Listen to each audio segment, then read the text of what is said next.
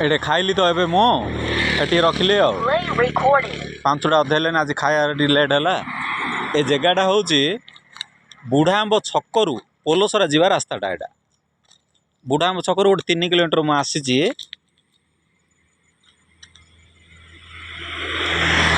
बसिले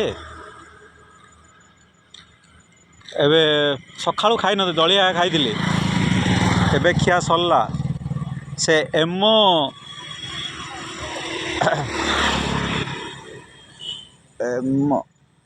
चैतन पड़ा गली से गाँडे बस कम से खाया देले खाइली।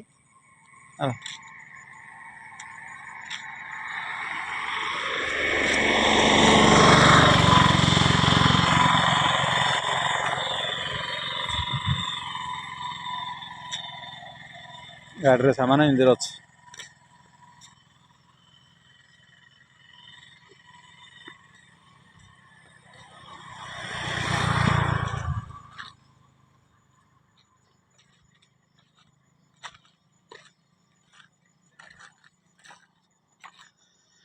गाड़ी की कंट्रोल कला बहुत कष्ट हो